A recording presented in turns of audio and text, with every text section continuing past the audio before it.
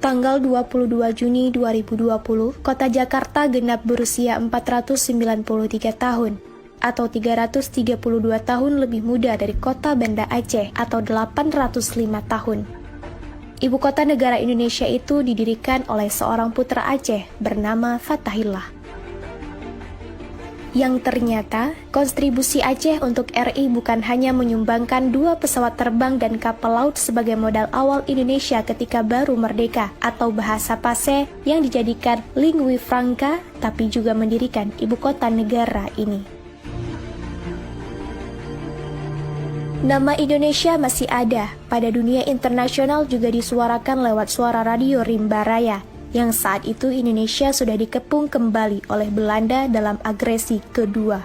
Belum lagi putra Aceh, Markam menyumbang 27 kg emas di atas puncak Monas yang kini jadi kebanggaan kota Jakarta.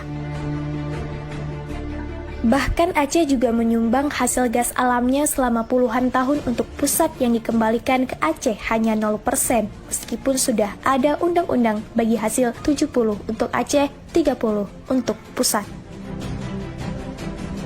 Dalam referensi lain, kota Jakarta didirikan pertama sekali oleh Ahmad Fathahillah, putra Aceh asal kerajaan Pasai, Aceh Utara, yang hijrah ke Tanah Jawa pada awal abad ke-15 Masehi.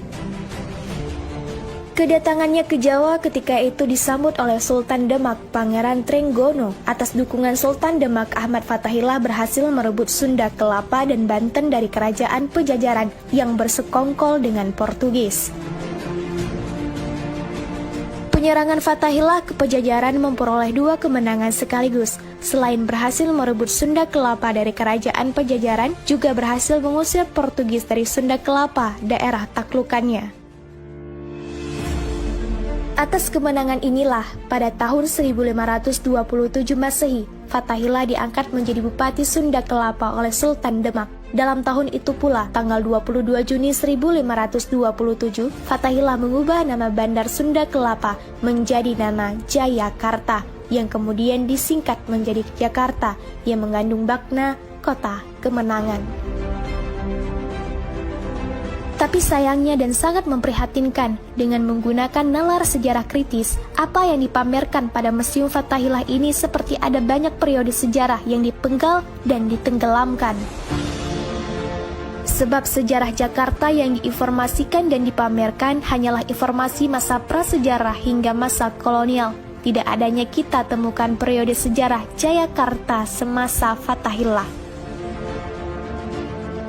Periode sejarah Fathahillah dihilangkan, terlihat dilompatkan dari zaman prasejarah, zaman Hindu-Buddha, langsung ke zaman Batavia di bawah kolonial Belanda. Perubahan-perubahan nama Jayakarta menjadi Batavia pada 14 Maret 1621.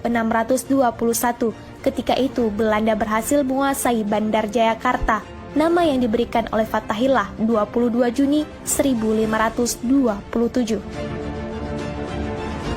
Penamaan Batavia oleh Belanda untuk mengganti nama Jayakarta adalah untuk mengenang suku Batavia, sebuah suku tertua di Belanda yang terdapat di lembah sungai Rhein yang dianggap sebagai leluhur orang Belanda. Di sini sangatlah jelas antara penamaan Jayakarta yang diberikan Fathahillah pada Sunda Kelapa 22 Juni 1527 dengan menggantikan nama Batavia oleh Belanda untuk Jayakarta 14 Maret 1621. Berarti selama 1 abad sejarah Jakarta dipenggal ceritanya dari sejarah Fathahillah. Hilangnya 1 babak periodisasi informasi sejarah Fathahillah di Museum Sejarah Jakarta itu. Berarti sekaligus menghilangkan informasi sejarah peranan Fathahillah sebagai pendiri kota Jakarta yang berasal dari Aceh.